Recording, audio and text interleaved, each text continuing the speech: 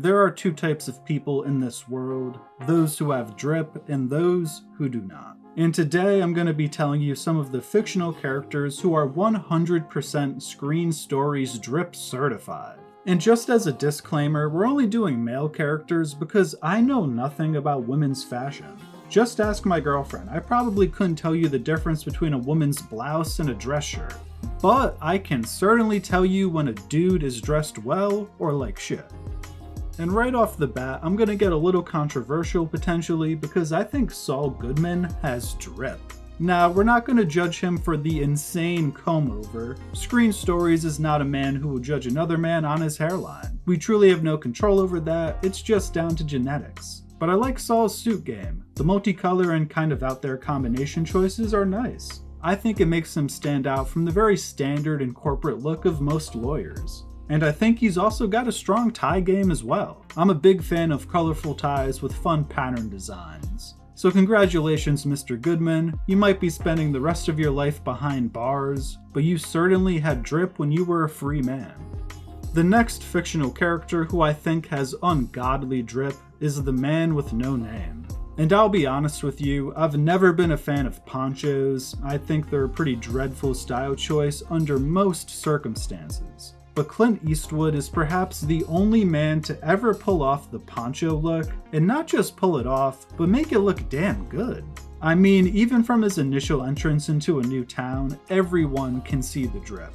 The poncho, the hat, the holster and revolver. For an outlaw, this is a pretty iconic look if I do say so myself. This is a man who you know is not to be trifled with just off of his drip and demeanor alone. And from one iconic outlaw to another, I also think Captain Jack Sparrow has got some drip. And there's a lot going on with Jack's fit, but I think it all works quite nicely. The red bandana and the classic pirate hat complement each other very well, and the vest and white shirt combo also works for the rogue pirate look he's going for. Also, he's got a saber and multiple flintlocks on his waistline most of the time, and in my opinion, weapons should count towards drip. And listen, I'm typically the type of person who thinks eyeliner on guys is an absolute joke, a cardinal sin even, but there's one man in the history of fiction who has pulled it off well, and that's Captain Jack Sparrow. Making eyeliner on a guy somehow look cool on its own earns Captain Jack a spot on my best drip list. Who's the next character on my drip list, you ask? Well, the name's Bond, James Bond. And while I know there's quite intense discourse on who the best James Bond of all time is, I'm going to encourage everyone to put the pitchforks down and find some common ground on the fact that they all have great drip. I mean, drip and the role of James Bond kind of go hand in hand. If you can't rock a well-fitted $1,000 suit, then you can't call yourself James Bond. And while I also like the out there and colorful Saul Goodman suits, I can admit that no suit will ever beat a James Bond suit. Let's be real, if you find yourself at a bar with your lady and James Bond pulls up next to you, my friend, that's no longer your lady, that's now Mrs. Bond. I, Screen Stories, am an equal opportunist, so I'll be giving out some drip certifications to animated characters as well. And the award for Best Group Fit goes to the Akatsuki. I mean, even if you haven't watched Naruto, if you saw some dudes pull up to your village looking like this, you know it's on.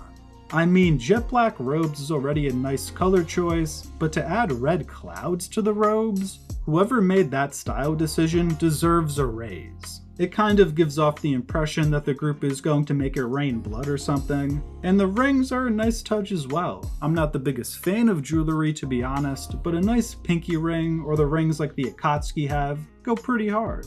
And also from Naruto, I'm going to give my favorite character, the 4th Hokage, Minato Namikaze, a shout out as well. Primarily just because of his jacket. I mean, you'd think it'd be impossible, but somehow one of the most flashy and badass scenes in all of Naruto is literally just Minato putting his Hokage coat on. The all-white robe with red lettering and red flames at the bottom is the hardest fit in all of Naruto. I'd even argue it goes beyond the Akatsuki robes. Case in point, pretty much every time Minato is on screen, something flashy and badass happens, and I think this is at least partially due to the insane drip. Now, when I said I was an equal opportunist earlier, I wasn't just referring to including animated characters on this list. I'm also gonna drip certify a few non-human characters. And the first one to come to mind is Scooby-Doo with the afro from Monsters Unleashed. And don't even try to front, Mr. Doo has got some serious drip going on in this scene. He's got the glasses, the fro, what looks to be a $40,000 gold chain around his neck.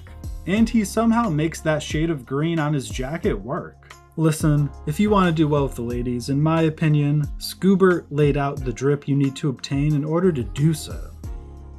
This last character might be a little controversial, but I truly think Bad Ape from War for the Planet of the Apes has got some drip. Most of the apes we encounter throughout this trilogy don't wear clothes, which is fine, I won't judge them for going commando, but I do have to give Bad Ape some credit for rocking the matching blue hat and jacket combo. One, it's very practical because they're journeying through the snow, and two, it just looks comfy as hell. And I think it's fair to grade drip based on the universe you exist in. And comparatively, Bad Ape has no competition. He's drowning these fools with his level of drip, just leaving puddles everywhere he walks. Anyways, if you made it this far, thank you for watching, and please let me know in the comments, who are some movie or TV characters that you think completely drown fools with their level of drip. Later this week, I'm going to drop a worst drip video, so be on the lookout for that if you enjoyed this one. And please feel free to drop a like or subscribe for more Screen Stories content. Until next time, peace.